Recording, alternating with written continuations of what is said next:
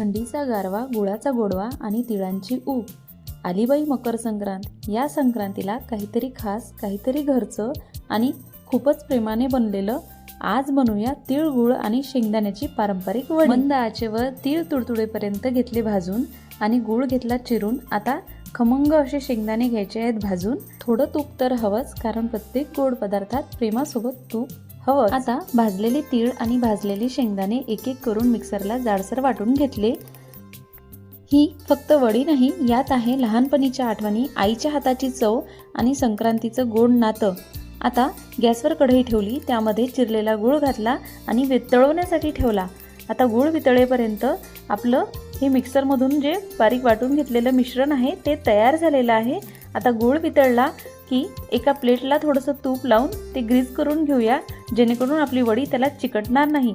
आता गुळाला असा फेस आला की त्यामध्ये 1 चम्मच तूप घालायचं आणि बारीक केलेले तीळ आणि आपले बारीक केलेले शेंगदाणे घालून हे मिश्रण सर्व मिक्स करून घ्यायचं.